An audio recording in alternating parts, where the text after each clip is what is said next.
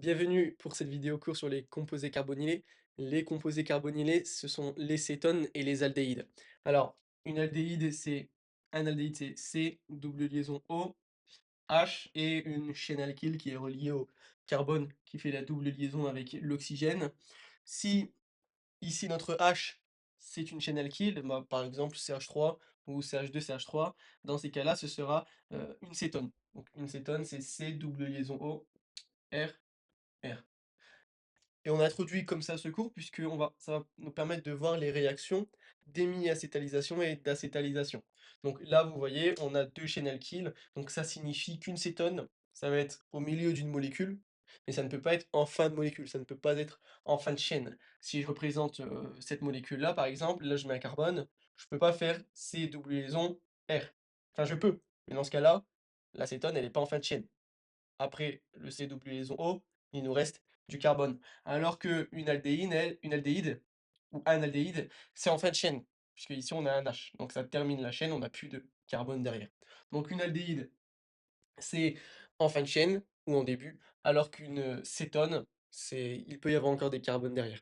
On va pouvoir voir la réaction d'hémiacétalisation, qui est une réaction entre une cétone ou un aldéhyde, peu importe, et un alcool.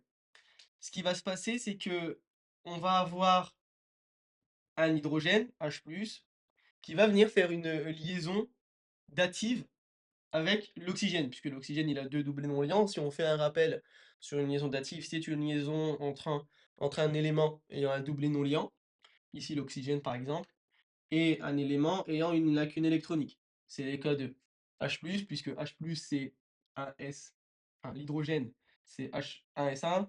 S'il perd son électron, le seul qu'il a, il devient un S0, donc sa case, elle est vide. Quand on a une case vide, bah, c'est une lacune électronique, et donc là, on va pouvoir faire une liaison avec l'hydrogène. À ce moment-là, l'oxygène, il va porter une charge positive, quand on fait une liaison dative, on devient positif, puisqu'on a partagé des électrons. En fait, on a perdu des électrons puisqu'on en a donné à l'hydrogène. L'oxygène, son doublé non liant, c'est 2 électrons, il en a gardé un et il en a donné un à l'hydrogène pour qu'ils puissent faire une liaison ensemble.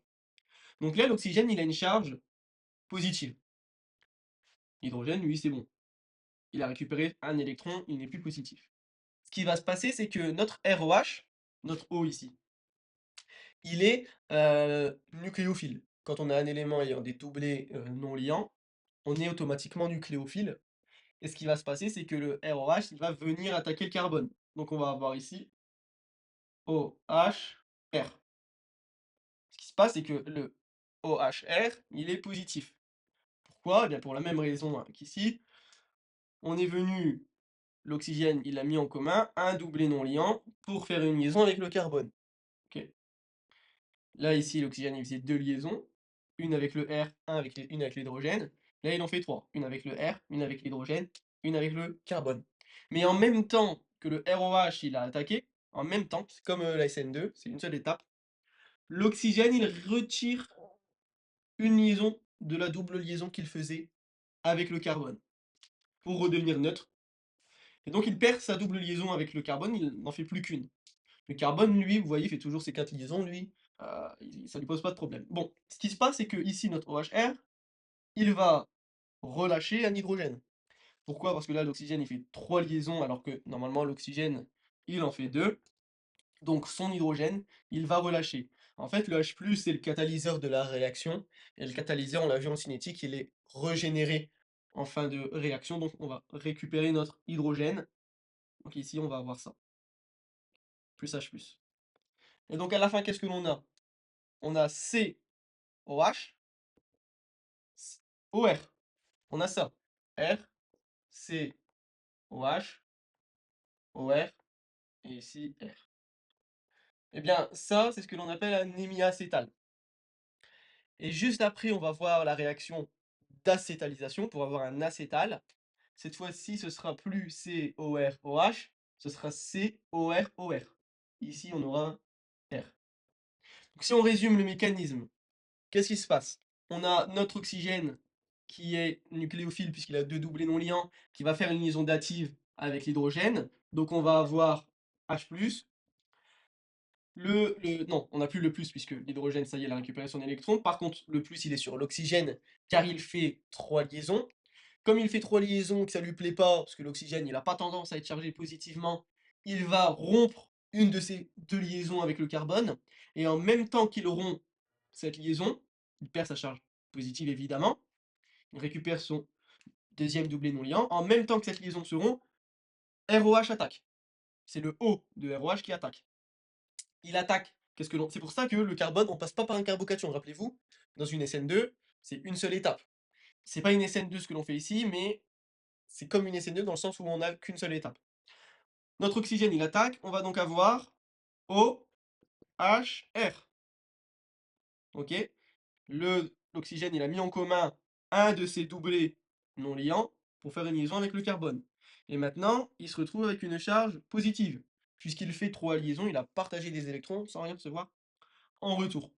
Ça lui va pas, il veut redevenir stable en éliminant un ion H+, donc il va faire partir l'hydrogène ici.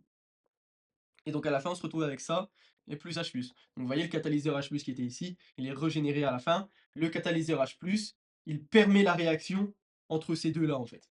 Voilà ce qui se passe. Et donc à la fin, on a COH, OR. Et ça, c'est un hémiacétate. Maintenant, pour la réaction d'acétalisation.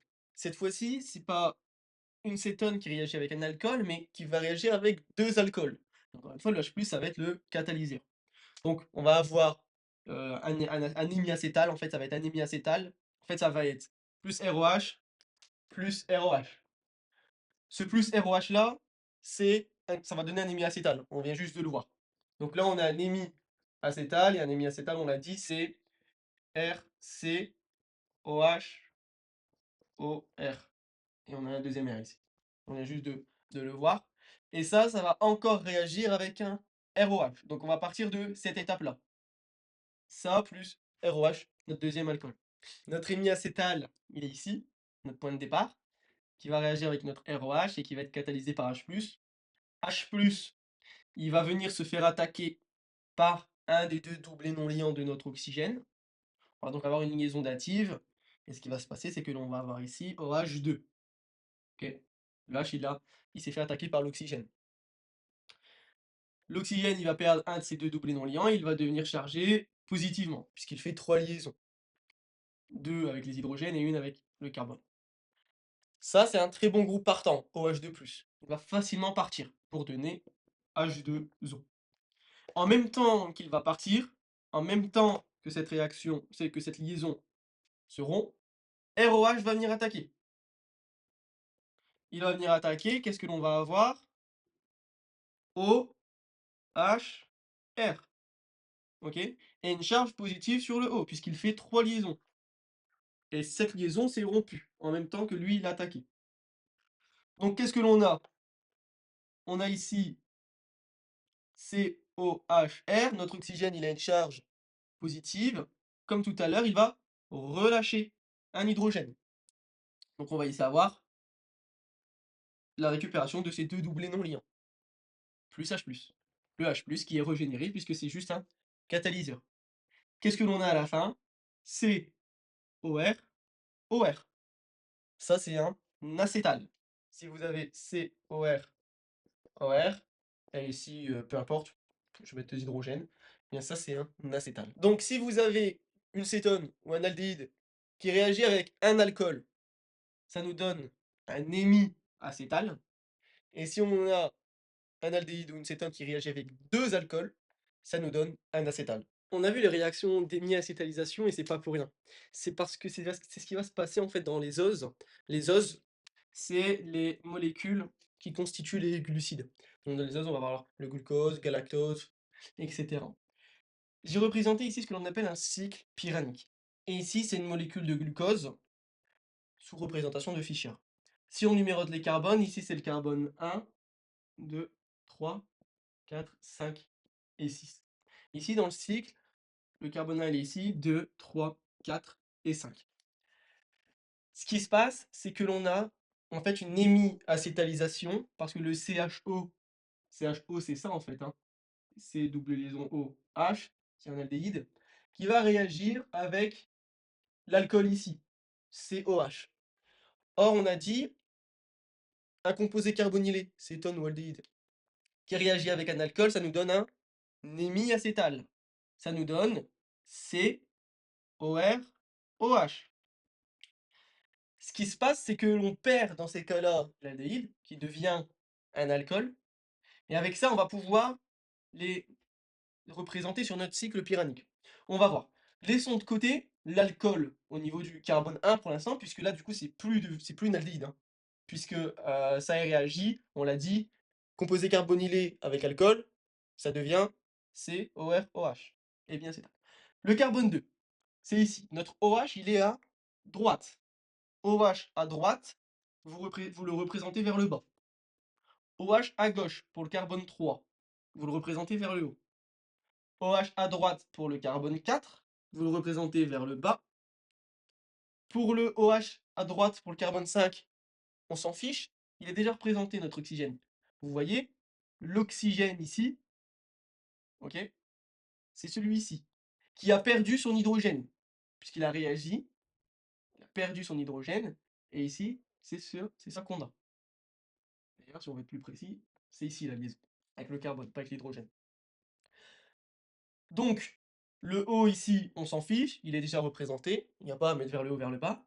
Par contre, vous voyez que là, j'ai représenté 5 carbones, et il y a celui-ci, c'est le sixième, on l'a pas mis. Il est porté par qui, ce CH2OH? Il est porté par ce carbone-là, le carbone 5. Le carbone 5. Eh bien, regardez, si notre molécule, elle est de série D, si elle est de série D, je vous rappelle, série D, l'avant-dernier carbone, si le OH il est à droite, c'est la série D. Si le OH il est à gauche, on dirait que c'est la série L. Si le OH il est à droite, donc série D, c'est ce que l'on a ici, on va représenter le CH2OH vers le haut. Ok. Si jamais on avait une série L, le CH2OH, je l'aurais mis vers le bas. Pour le carbone 1 alors, eh bien c'est simple.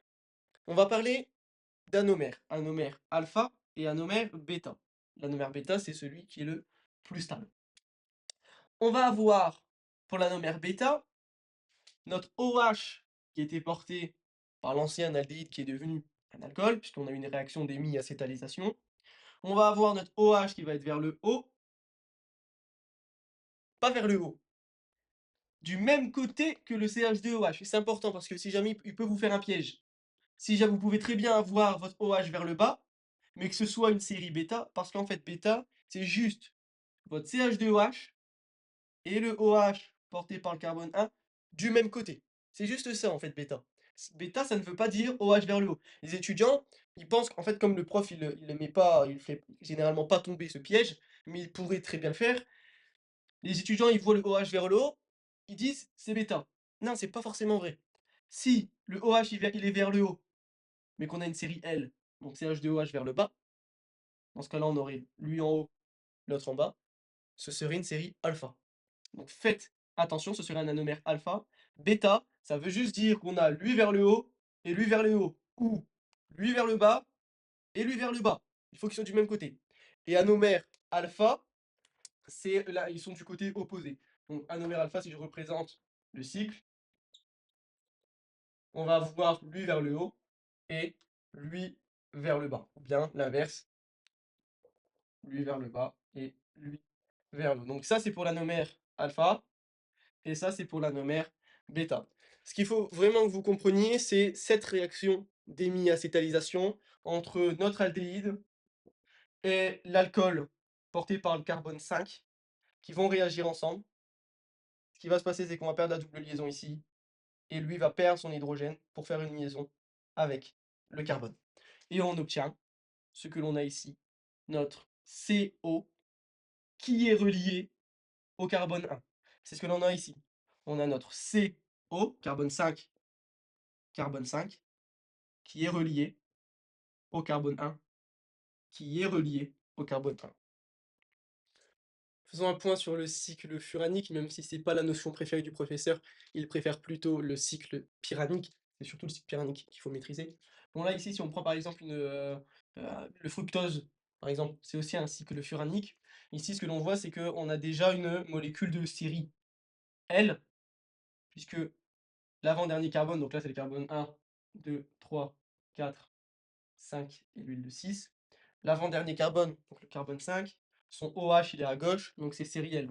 Et là, dans le cycle, le carbone anomérique, le carbone qui fait l'hémi-acétalisation, puisque ici, on a une hémi-acétalisation entre l'acétone, c'est plus un aldéhyde, là c'est une cétone, et l'avant-dernier carbone, donc là il aurait fallu que je le fasse dans l'autre sens, c'est plus logique, ici. Donc là on va avoir le carbone 2, 3, 4, 5. On a une série L, donc le CH2OH lié à l'avant-dernier carbone, il est vers le bas. Donc on a ici CH2OH, ça change pas, hein, que l'on a un cycle pyranique ou un cycle furanique. Si on a une série L, le dernier carbone, il sera vers le bas. Si on avait une série D, comme tout à l'heure, il serait vers le haut. Le carbone 2, laissons-le tranquille pour l'instant, on va s'intéresser au carbone 3. Il est à gauche, le OH, donc on le met vers le haut. Donc carbone 3, OH vers le haut.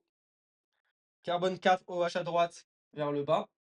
Carbone 5, on s'en fiche. Carbone 5, il est là, hein, le haut.